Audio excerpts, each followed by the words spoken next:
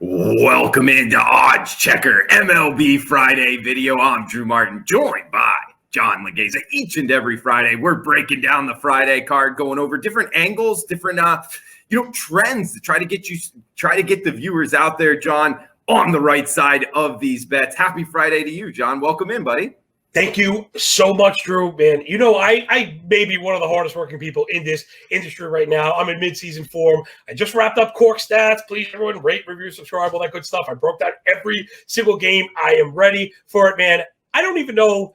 Like, I couldn't tell you what day of the week it is until I see that beautiful smile. I know it's Friday, which means my pocket is probably about to gain some weight. You and I have been really good. Drew, man, I'm not afraid when the proof is in the pudding. You and I feel like the total has been greater than the sum of the parts. So, like, I'm stoked, man. I'm stoked, and you know I'm prepared. Let's get it. Each and every Friday. It's been a fun show so far, guys. Hopefully throwing out more winners to come. I think we will. John's got a couple games he's looking at. I got a couple games I'm looking at. We're going to throw out some kind of theory here to help maybe get the viewers on the right side of some of these games. And guys, always remember, check out Odds Checker. A lot of good betting content, not only in baseball, across all sports, updated odds as well. John, first game here. By the way, it's a full Friday slate. We got a bunch of baseball to talk, and I know you got something on the slate here. Your New York Yankees heading to Yankee Stadium here, hosting the Chicago White Sox. We got Carlos Rodon and Montgomery on the hill for the Yankees. Two lefties going at it near a pick'em price here. Actually, if you shop around, you can get an underdog price on both teams as we're talking right now, early Friday afternoon on the East Coast. What are you liking here? White Sox versus a lefty. That's the side I'm liking here, John. But I'll throw it over to you, buddy. You know what? I'm usually not a narrative guy. That one has paid the bills. It really has. You want to mention something? Of course, Drew, it's funny. As you speak, like, you leave these nuggets. And I think first thing, if we're going to talk lessons, you left a really great one that I don't want to leave kind of unexposed, really, without the spotlight on it. And he mentioned shopping around. And people, it really matters. You know, there are different books. We're in the internet age, ubiquitous flow of information. Go get it. And the difference between 110 and 105 is not negligible. It matters. Those percentage points, they matter. Absolutely. You need to be that kind of cheapskate. I really mean that. So I wanted to stress that. Shop around, get it. And the other part I like about this is, you know, I wear the Yankee hat. I swear my blood may be pinstriped, but you got to call it the way you see it. And today, this is a misprice, Drew. I think this is the public, right? This is what the public does. And as more states have opened, we've seen an influx of square money, which you and I have welcomed with open arms. And I think one of the places that you see it materialize is with teams like the Yankees that the public loves to bet on so much. I mean, aside from White Sox killing lefties, like, that is almost enough to do it for you. Carlos Rodon has been absolutely insane, and it's really not a fluke. He showed up this year. The entire arsenal is up 2.5 miles an hour, 1.47 ERA, 0.87 whip on the season, K rate over 34, half of a home run per 9, and that's with coming off of a hiccup last time out. He went 5 2/3. He gave up 4, and I feel like people are ready to kind of bail on this. Listen, coming from Wall Street, we have our, monikers, and the trend is our friend, but also we want to buy the dip, Drew. You can't always expect growth to be linear, right? Not everything goes up. If you look at charts of Apple in a close-up, you're going to see down days. When you zoom out, it seems like it's always going up. So people, he has been excellent. The location is excellent. The speed changes are excellent. And the Yankees are not really hitting right now. I love them. I do love him, and it doesn't take away from that. But the offense really has not been great. One thing you got to circle with the Yankees right now, it has been the bane for them all season, is the double plays. They seem to hit into more double plays than anybody. I believe they're the worst in the league. I know it's the worst in the league. Last 7, every time they get a runner on, you saw that the entire Texas series. Lucky for them, the Texas bullpen has not been good. That's not the case for Chicago. I think Rodon outlasts Montgomery. White Sox have the offensive edge and the bullpen to get it done. This game should not be near even money, or especially dog money. You got to give me the White Sox for 9. I like it, John. And yeah, I brought up White Sox versus a lefty. It has been paying the bills. It's been cashing tickets a lot. And also you bring up, Carlos Rodon, the former first-round pick out of NC State. He did go 5 innings, gave up 8 hits. Not sure what was up there, but just like last night, Sandy Alcantara for the Marlins, I bet on him last night. It cashed, and he was off of a terrible start as well. What I'd like to do, John, is go back and see what exactly happened. Was there an injury? And a lot of times velocity can indicate, was there an injury? Sure enough, for Sandy Alcantara, his velocity was there. He came back, pitched lights out for 6 innings. And looking at Carlos Rodon's last start, no velocity decrease. So I don't think there's an injury there. That's why I like the Sox as well, John. Yeah, I'm glad, Drew, the professionals are proactive and not reactive. These things happen. Sometimes good pitches get hit. Sometimes there's a bad call with 2 strikes. A pitcher gets frustrated, walks a guy, then there's a hit, then there's a home run, and you miss that in the box score. So you've got to just be careful with those hiccups. Alcantara he had a terrible outing against those Dodgers, and so did Kershaw that same game.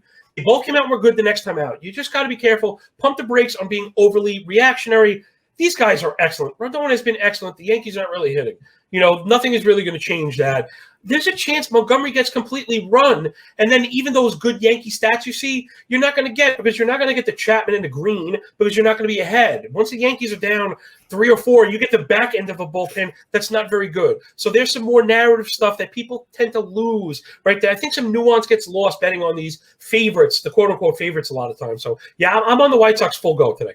Okay, Sox at the pretty much pick 'em price, guys. Next game up here, staying towards the East Coast, NL East anyway, as the home team, the ATL, John. Want to throw one out here, a big plus price underdog, 720 Eastern. We get the Pittsburgh Pirates. Tyler Anderson on the hill versus Ian Anderson. Battle of Andersons in Cobb County. Total of 8, minus 190. The Braves, the heavy favorite here. And I like the Pirates. I got them as high as plus 176 is what I bet them at personally here. A couple reasons why, John, and then get your take. Tyler Anderson from Oregon, former first-round pick as well. Las Vegas Valley High School, near where near my condo here. Plus 3 units on the season, Pittsburgh Pirates. And a lot of people think, the Pirates, one of the worst. They're coming into the season, they're season low in terms of season wins in the National League projection, but they're up 3 units on the season going against the Braves. John, the Braves are down 7 units on the season, 10-14 at home, 3-7 their last 10 games. Does that sound like a team you really want to be laying near $2 with? I don't at all. Against lefties, just a 687 team OPS. Right. They're going against a good lefty and Tyler Anderson, plus the fact, huge bullpen advantage towards the Pirates. I got the Pirates as my number 9 ranked bullpen, actually very surprising. Yeah. And the Braves bottom 5 in all MLB. So I think the later innings favor the Pirates as well. I'm on the Pirates plus 176 here, John. I really like that play. And again, Drew, you gave us a couple of good tidbits right there. First off is the profitability of betting underdogs, okay, and how unimportant win percentage is if you're paying juice for these things, right? My win percentage is generally not great, because I bet underdogs. You're not supposed to hit them at a 70% clip. This is just math, people, right? Perception versus reality. The other one that you mentioned is the bullpen. I find square bettors, again, tend to automatically associate, right, bad team bias, have bad bullpens. We've seen quite a bit of that. Drew, something you and I spoke about, running theme so far this season has been bad teams with good bullpens, and that's the case here. So I got to agree with you. I have struggled betting on the Pirates because the offense is kind of anemic. And I think you probably agree. But, again, it's just a one-day set. The one thing I wanted to push where I agree with you is just how good Anderson has been. Again, I really put all these matchups under the electron microscope on the podcast every day. So if you want to hear the whole 1-2, you can check that out. It just came out. But check this out. The strikeout profile is just through the roof for this guy. Swinging strike rate over 13%. Chase rate is over 33. That's 2.5% better than average. His in-zone contact rate is 76. That's like 5 ticks better than average. That is generally what you'd see among elite pitchers. So we could be watching the maturation of Anderson. And one other thing you and I spoke about, I won't go off too far into the weeds with it. If you're looking at Anderson's X stats, right, because I put together elevation baskets, Drew, something I like to do, 42 ground ball, 32 hard hit, 1 home run per 9, all the things we want to see. We see a Bauer rate north of 8. Now, we know there's been issues with calculating of X stats. Again, I've covered that on my podcast. If you're curious, you can check that out as well. However, Alex Chamberlain doing inimitable work. He's provided us with a leaderboard with the true X stats that are accounting for this. His Bauer rate is below 7. when you look at that now, people thinking his barrel rate is over 9 might be thinking he's going in the wrong direction, and his projections are going to be going south. I'm the other way. I think we're seeing the coming out of Tyler Anderson. I think he's been excellent. So give me all of it. And again, last time out, he had a bit of a rough outing. I almost like that. Good. That's when I want to get him, because it's when I start to worry, Drew, when we're at 3 or 4 consecutive good starts, because everyone hicks up. You know what I mean? Like, it's just weird. You and I, we kind of end up talking about the same stuff, but it's reality, and that's how you drive home these points, right? Give me Anderson off the bad start today. I'm with the plus money. I'm with you 100%. All right, nice, John. Plus the fact, the Braves haven't been that great offensively, especially against lefties, not a very good team OPS at all. Got another game for you guys here. Milwaukee and Cincinnati, Hauser and Hoffman, total of 9, minus 120. What are you liking here, John, in the NL Central, excuse me? Now, this is another one that is suffering from some bias. And again, I guess I'm spending half the time here kind of calling out the squares, but that's kind of what we're doing, right? Our job is to identify edge and then communicate it to the odds checker nation. So what's going on here, Drew, in my opinion at least, is bad team bias chasing how bad the Brewers have been. Now, granted, the Brewers have been bad on offense. But again, something I bring from Wall Street is trend indication. One of the ways we do that is crossing time frames. So when you look at the Brewers as of late, they've actually been very good. Again, I'm using the true expected stats. Last 7 days, the Brewers are in the top 5. That's over 335. If you do kind of earn run indication and estimation like I do, a 335 xWOBA that's like a 5.25 implied runs per game. That's a good offense. So the Brewers got Yelich back. He's a tide, right? He'll rise all ships. The Brewers are good right now. They're not striking out. The K rate's below 20 last 7. The walk rate is above 11. These are what you want to see. The hard hit rate is in the top 10. I think the Brewers have looked pretty good. The public not giving them any credit. And the Reds, we've talked about them all year. They're one of the better offenses. And then, of course, one thing I always circle, when you come with me, is these bullpens. They have seriously struggled. Check this out. Milwaukee bullpen that we thought would be very good. The ERA is over 9 the last 17 innings. More than 2.5 home runs per 9, and the Reds are not far behind him. That bullpen has been a wreck all season. So we've got 2 good offenses. We've got struggling pitchers. The same for Hauser. Hauser, my big ground baller. He's having trouble with the sinker. I think we're going to get a ton of scoring. I think we might clear this 9 in the first 5 because that's what it's been. It's been a lot of home runs from these guys. So we want to get into the middle of these bullpens. I think we're going to clean up this over. Drew, I've been very careful with the over. So in order for me to pull the trigger here, I really have a lot of kind of pieces of that comparative analysis that I like. I like it, John. Guys, got one here for you heading out west in a nightcap. So one of the last games on the card here, a big one in the NL West. We get the LA Dodgers, San Francisco Giants, 9:45 Eastern start. Looks like we got 16-mile-an-hour winds going out towards center field. However, it is only 60 degrees projected in San Francisco. Trevor Bauer versus Alex Wood, the lefty, going for the Giants. Both pitchers have been good this year. Alex Wood under a 2 ERA, John. He's actually only given up 2 home runs year to date. But wanted to throw out this stat here. Get your opinion on this. Strength of schedule, something in college football, one of those sports is absolutely huge. In baseball, not a lot of people talk about this, but when you look at the lineups that he's faced outside of at Colorado, I really don't think he has faced a lot of offensive talent because he also faced Colorado at home. I wouldn't knock that as an elite offense. Pittsburgh, Texas, and the Miami Marlins twice. By the way, they were really banged up when he played them. Yeah. Alex Wood, he's a good pitcher. I just think an elite pitcher at these numbers, I don't see it. And then going up against the Dodgers offense, which has been good. Now, granted, they haven't been as good against lefties as righties, but still, that's a talented offense out there, John. And going against Bauer here, 77 strikeouts and only 14 walks on the season. That K to walk rate is elite. 2.20 ERA here. We're getting the Dodgers at minus 120 as low as. You don't find the Dodgers at this price point very often here, John. I think it's worth a shot on the Dodgers minus 120 tonight. This is again, I'm just beating the squares. This is squares acting sharp, yet still being square.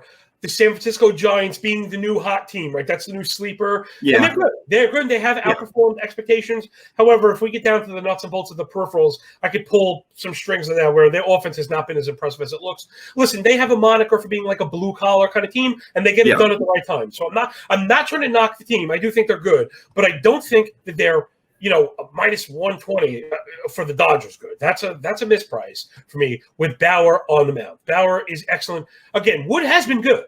And I wouldn't be surprised if he keeps him in the game, through the first 5. Once you get past 5 into 6 is when Wood starts to sputter. The Giants bullpen has not been good at all. Last 22 innings at 7 days, 5.3 ERA, 1.4 WHIP. I mean, really nothing going on here. Fly ball rate over 48, 11 barrel, and more than 2 home runs per 9. I mean, that should be enough considering what we know about the Dodgers bullpen, which is very good and has been very good. That's a misprice. That 120 should probably be 165, which I would consider a discount for Bauer because, he's an ace, like you said. The guy's a legit ace. And the Giants are just okay. The Dodgers are not just like – this is not just like an ace pitcher with nothing behind him. They're hitting, and they have a strong bullpen. So there's almost no situation where the Dodgers should only be, 120. I don't ever bet blind, but this would be one of those where you just kind of – if you get the Dodgers the way they're hitting at minus 120, you just kind of take them. Yeah, sure. And add on the fact that Bauer's on the hill. I like the guys in the nightcap. Yeah. Yeah, I almost would – I think a 120 is almost a blind bet with the opener. Like yesterday before we knew we had price. Right. Let's say when they listed an action play at minus 120, you'd say – okay. In fact, the action play yesterday was minus 190. I just remember looking at it. So this is completely off the wheels, off the rails. People are chasing the Giants. We're seeing the impact of new money and what it's doing to the market. And it's funny because, Drew, this is something you and I have spoke about. People feel like the casino knows. And that's not the case. The casino is just the fulcrum of the seesaw. You know what I mean? They're just trying to make even money. They don't try and predict the future. They see money come in and they move the center point. That's it. It's not, it's a mathematical formula is what I mean. So when you see the Giants closing in on the Dodgers as far as odds, it's not because Las Vegas thinks they're going to win. It's because public money is pushing it there. That's something I always like to talk about. There's very weird misconception about how what role the casino plays, what role the house plays, what I mean to say. And that's what you and I are here doing, picking away at that, right? Yeah, each and every Friday right here. Odds Checker video out early afternoon, guys, going after the Friday slate, throwing out different comments, trends, angles that we're seeing here. Follow John on Twitter at MLB Moving Averages, or Moving Average at FTN Bets as well, and his podcast, Cork Stats Podcast, a good one, guys. It's always a good listen. Also, I'm on Twitter at Drew Martin Bets. And John, we wanted to throw out one more game here. We got the Minnesota Twins plus price, man. You're going down here with the dog and the Twins? Yeah, I mean, this one, I wonder, I don't know if this is perception. Maybe it was the late list, right? The starter was listed late, and it's one of my favorite guys because he fits my profile. It's not just a Fu Manchu, but Randy Dobnak is going out there. And anytime you get a guy that's good for like a 60% ground ball rate, you could pretty much sign me up for that anytime. Minnesota has the edge on offense. The Cleveland offense has not been very good. Although, J. Ram is an excellent player. He's like a first-round fantasy guy. He's very good. And Franmil has swung a decent stick. The Cleveland offense is not very good. The base for this play, though, was McKenzie. And I guess maybe this is where the public is coming in. I've had a lot of trouble swallowing this because, listen, I follow a lot of the stuff. Obviously, I put all these matchups under the microscope, as I always say. But Cleveland has a reputation for, kind of being a pitching factory, let's say. Yeah. We've seen it. That Bieber is now a super ace, and, it's Savale and Plesac. These guys are very good. There's no question. McKenzie kind of started taking that path. So last year, 3.24 ERA, 0.9 WHIP, 6.12 OPS. Those are excellent surface stats. This year, it doesn't matter how good the training is. The fastball is down 1.5 miles. So something, Drew, I always talk about, you and I know are very big on fastball velocity. I, of course, follow your work very closely. Once we get to 1 mile, my antennas pop up. And once we get to 1.5 miles, I actually expect change. I don't just look for change. I've seen this happen so often that I expect change and in the direction. So if you see a fastball pop 1.5 miles, expect it to improve. Carlos More Rodon. strikeouts, And when yeah. you see the fastball drop a mile and a half, expect things to go south. And we've seen that. The ERA is near 6, the whip over 1.6, the OPS, something I always circle that. Again, for some reason, no one provides this stat. I have to calculate it on my own every single day, but that's what I do. 800 OPS, it's an attack metric. Check this out. It's the worst, I don't use hyperbole often, the worst elevation profile in the major leagues. He has a 61% fly ball rate combined with a 51% hard hit rate, more than 2.25 home runs per 9. I mean, that is completely unpalatable. That's just unpalatable. You and I, again, have spoke about fly balls maybe not being so bad, but when they're combined with a 51% hard hit rate, and remember, StatCast uses a raw measure. So if 60% of your balls are in the air and 51% of the total is at 95 miles an hour or more, you're in a lot of trouble. He's in a lot of trouble. The location has been very, very poor. You know what it is? I think maybe too, Drew, because I do have circled, I dive into the individual mixes. The changeup is a wipeout pitch. I mean, it's one of the best pitches in baseball. And I think because he ends up getting it jiffed, by Pitching Ninja, who is awesome, and all the guys at Pitcher List who are awesome. But I think when people see those individual pitches on Twitter, they think like, oh, this guy's great. We got to go get him. One pitch does not an arsenal make. And he's been in a lot of trouble. He should not be plus money here. You got to give me Dobnak early. I want this one F5 because the Cleveland bullpen is very good. The Twins bullpen is very bad. But I could not think we could have a bigger disparity in our advantage the first 5 innings. So I'm all over Twins early today for sure. Like the Twins. Okay, to come back at you a little bit here, John. I mean, the Twins, 15-28 overall on the season, minus 16.5 units. Using the financial kind of slogans here. You don't want to catch a falling knife. They're the biggest money burner in the sport right now. Does that worry you at all, or do you just find what you just broke down is worth it? Well, they've been good. They've been good F5. Oh, I see. Okay, so you're staying F5. Yeah, they're a good. Yeah. This bet, like I said, before I go ML, which I prefer to bet 9 innings, I have a reputation being F5 better because of the wonkiness of bullpens, which is fine. I prefer full game bets. When I put this one under the microscope, Cleveland has an excellent bullpen. The Minnesota bullpen is why they're so bad, Drew. Check it out on the season now. We're over 150 innings, which you could consider, small season set for a pitcher, right? If a pitcher gave you 150 innings, it's like a light season.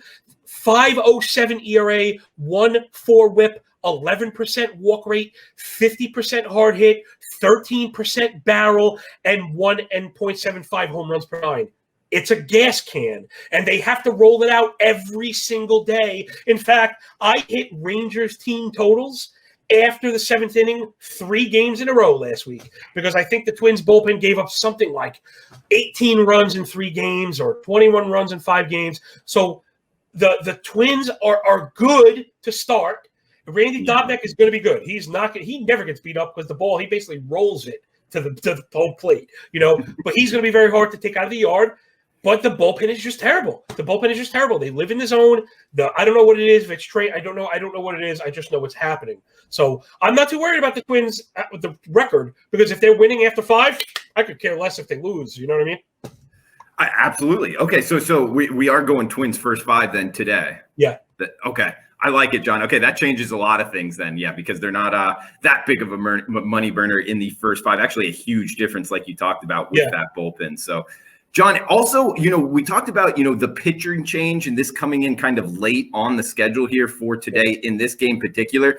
I've actually had some guys ask me because with the pandemic, what it did last season is it really changed the landscape of how at least some sports books go about taking action. Some of the sports books last year, particularly in Las Vegas, we saw them go to our games will be action. There's no choice to be made. Now some sports books are giving you the choice to either go listed or action, which I think is the best way to do because it gives the advantage a little bit more towards the sports bettor. You can actually choose what to do.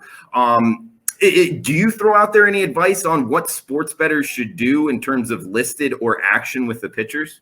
Yeah, I think it's going to come down to the other phases of the game. I often talk about baseball in 3 phases. Offense, it's not just offense and pitching. I see pitching as starting pitching and relieving. So that's going to be the point of analysis for me here. I'm going to give you a perfect example. And they were both yesterday. This is perfect. This is how often it's happening, like to your point. So I loved Sandy Alcantara, like yourself. However, my bets did not go through because I did not pick action. I had Alcantara to start. I guess that was the mistake, right? Because I knew I wanted him, so I didn't want to lose him. But it was Vince Velasquez, and the thinking probably should have been, if they replace Velasquez, whoever comes in after him is not going to be any good. So I probably could have worked that one action. Now, yesterday was a good one where I did go action, but it was a tough one because of the juice, and that was the Dodgers I mentioned before, right? So price always matters, but the offensive matchup always matters too. You knew the Dodgers were going to get Merrill Kelly. That was a really good matchup, and the Dodgers are very good. They're very deep, and even a bullpen game, let's say, for them, they could be pretty effective. So you could take the Dodgers with confidence, let's say, knowing that if they get scratched, you're going to get some quality arms. Miami, I just didn't have the confidence in the arms and the offense behind it, something you get from the Dodgers. So I think it comes down to let's call it like a depth of confidence, right? I'm going to call it depth of confidence. If I believe in the offense, if I believe in the bullpen to get us there no matter what, that's really what it's going to come down to, because if the play is centered completely around Alcantara like mine was, like that play was basically 1,000% centered on him. It was an F5 play also. I didn't really trust the bullpen. Without him, I don't know if I really want it. So I think you just got to be willing to I think you put it best, right? Use the option to your advantage, but almost don't stress it, right? If something fits, you go for it, and don't let it burn you up. I could have gotten bent out of shape about that bet, but it does kind of happen, and a push is better than a loss, right? Okay. I go about it, guys, is I do all of my bets action unless otherwise kind of I state differently, which every now and again I will, but most always I go action, John, because I'm more of an underdog bettor. So I usually figure, if I'm like a plus 180, plus 200, that's the team I'm betting on. It's usually like if they change the pitcher, it doesn't really matter. It can only really help you in a lot of cases. The Alcantara case isn't the case, but if the opposing pitcher comes out and they re-release the line at like plus 120 and you got it at plus 190, that's a huge advantage. That's the reason I go action a lot of the time. You nailed that. There's not anything to add to that. That was perfect. Okay. Well, John, hey, big breakdown. I know we're up against it here time-wise, buddy. A lot of games just broke down, guys. We got the White Sox near the pick'em price. John's got Milwaukee, Cincinnati over 9, and the Minnesota Twins at the plus price 118 in the first 5. I like the Dodgers minus 1.25. And the Pittsburgh Pirates plus the 176, guys. So a huge underdog and slight favorite there on the Dodgers. Both full games for me and both action as well. So, John, anything else you wanted to throw out here before you shut this down? Just say if you wanted a little bit more of what you heard from me, I did every single game. I'm up at 5 a.m. every day before the crack of dawn to bring you the fastest show in MLB that I could possibly bring. So if we covered 4 or 5 to the best of our ability, I did the other 10 this morning. So if you're interested in hearing it, because again, I do feel like I shine a light on it that sometimes is not always being covered. That's kind of what I'm doing. It's for me. This is how I feed my family. So Drew, thank you so much for having me. It's always such a blast. I always seem to learn at least a couple things and make some money. So I couldn't be happier working with you, man. Cheers. Well, I learned a lot from you, John. One of the hardest working guys in the business. And guys, that I appreciate. Yeah, for sure, buddy. Always fun each and every Friday, guys. We'll be back next Friday. Make sure to check out Odds Checker, updated odds. We got a lot of good sports betting content, guys. Not only MLB, across all sports. Odds Checker, check it out. We'll be back next Friday, guys. Be good. Best of luck with your bets until then.